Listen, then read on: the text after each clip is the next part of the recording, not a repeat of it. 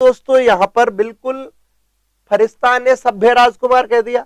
आगे दोस्तों एक शासक बनता है मुबारक शाह के बाद, बिल्कुल एक शासक बनता है दोस्तों, उसका नाम है मोहम्मद शाह। कौन बनता है? मोहम्मद शाह। एक शासक बनता है दोस्तों मुबारक शाह के बाद मोहम्मद शाह। आपको पता ही है कुछ दिन ही तो चला था, 37 ईयर राय केवलीय वंश। कौन सा? सैयद वंश। तो मुबारक शाह शासक बना और उसने दोस्तों शासक बनने के बाद पुत्र कहा, याद रखना एक व्यक्ति को जिसका नाम था बहलोल लोदी को। किसको? बहलोल लोदी को। और ये जो बहलोल लोदी है पूरी सेना का संरक्षण, या मैं कह दूं कि पूरा जो रक्षण का दायित्व था बहलोल लोदी पर था। किसके समय दोस्तों? मोहम्मद शाह के समय बहलोल लोदी ही सर्वे सर्वा था। किसका? मोहम्मद शाह के रक्षण प्रतिरक्षण का। तो मोहम्मद शाह का बेहद लगाव था किससे? बहलोल लोदी से। और या दूसरे शब्दों में मैं कहूं तो बहलोल लोदी के ऊपर डिपेंड था कौन? मोहम्मद शाह। आगे अपन बात करें दोस्तों, एक और शासक आता है, अंतिम शासक आता है अलाउद्दीन आलम शाह। आप लिखते चलें साथ साथ, अलाउद्दीन आलम शाह।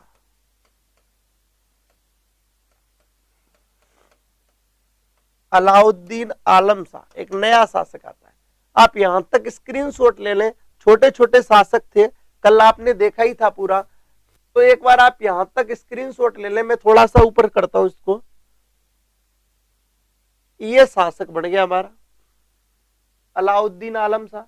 अब अलाउद्दीन आलम शाह दोस्तों सबको गुड मॉर्निंग। अलाउद्दीन आलम शाह शासक बना, समझना ये अंतिम सैयद शासक था। सैयद वंश का अंतिम शासक था कौन? यही मैं लिख सकता हूं इसको,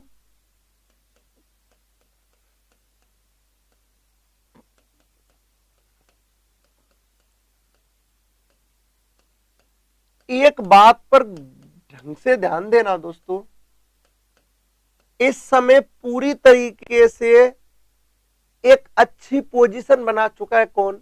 बहलोल लोदी। कौन बना चुका है दोस्तों? बहलोल लोदी। अच्छा जी, सतगुरु टीवी, बिल्कुल बिल्कुल मोनू वर्मा जी, वैसे भी आपकी शायरी देख देख कर तो मेरे को बड़ा अच्छा लगता है। इधर देखें आप लोग सारे के सारे, अलाउद्दीन आलम शाह सैयद वंश का अंतिम शासक था।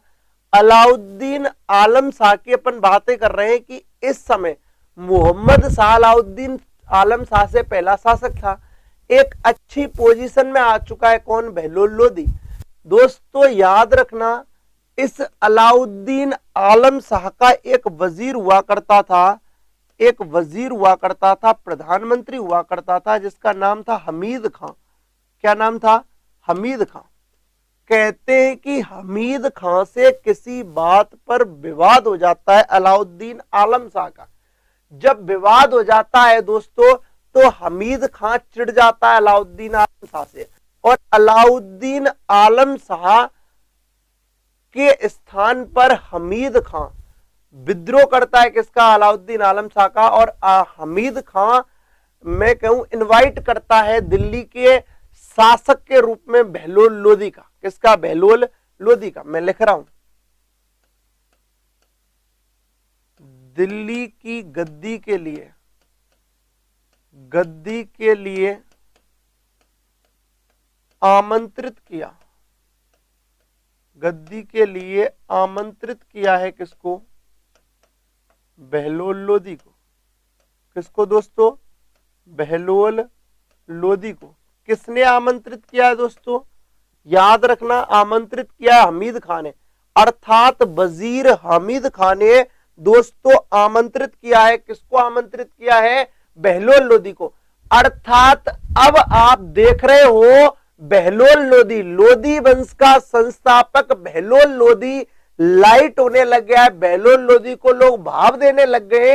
अर्थात अलाउद्दीन आलम शाह एक कमजोर शासक था, क्योंकि उसकी सत्ता पूर्णतः हमीद खां के हाथों में थी, और हमीद खां वजीर था किसका? अलाउद्दीन आलम शाह का। इसीलिए हमीद खां से विवाद होने पर हमीद खां ने दिल्ली की गद्दी के लिए आमंत्रित कर लिया किसको, बहलोल लोदी को। और बहलोल लोदी यहां पर आ जाता है। याद रखना दोस्तों, उस समय बहलोल लोदी सूबेदार था। बहलोल लोदी सूबेदार था, कहां का, लाहौर का और मुल्तान का।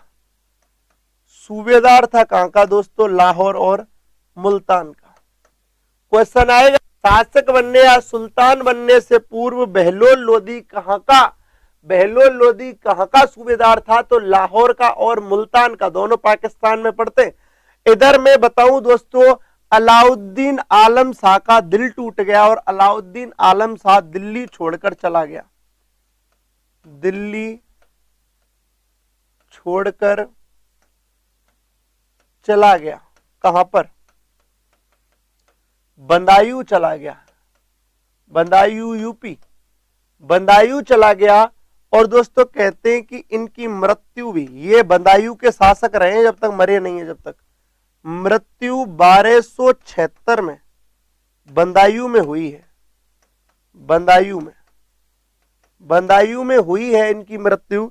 लेकिन बहलोल लोदी 1451 में 1451 में ये क्या बन जाएगा दोस्तों, शासक बन जाएगा। कौन, बहलोल लोदी, क्योंकि दिल्ली छोड़कर बदायूं चला गया। कहां, दिल्ली छोड़कर अलाउद्दीन आलम शाह कहां चला गया, बदायूं चला गया। और अब सत्ता हमीद खां के कहने पर किसके हाथों में आ गई, बहलोल लोदी के हाथों में आ गई। याद रखना, जब तक सुल्तान का टाइटल नहीं लेगा बहलोल लोदी, जब तक सिक्कों पर नाम नहीं लिखेगा बहलोल लोदी, जब तक अलाउद्दीन आलम शाह की मृत्यु नहीं हो जाएगी। ठीक है, अब अलाउद्दीन आलम शाह बदायूं को संभाल रहा है और दिल्ली को कौन संभाल रहा है, बहलोल लोदी। बहलोल लोदी को शासक बनाने में सबसे बड़ा हाथ किसका है, तो वो आपके सामने स्क्रीन पर लिखा हुआ है, हमीद खां। क्योंकि हमीद खां दिल्ली का क्या था, वजीर था। और इसी से विवाद होने पर हमीद खां ने अमीरों को, अधिकारियों को अपने साथ मिलाया और दोस्तों बहलोल लोदी को क्या कर डाला, आमंत्रित कर डाला। आप स्क्रीनशॉट ले लें। गुड मॉर्निंग सभी को, राजनागर, परी सोलंकी। नेक्स्ट, सबसे बड़ी बात है लोदी वंश।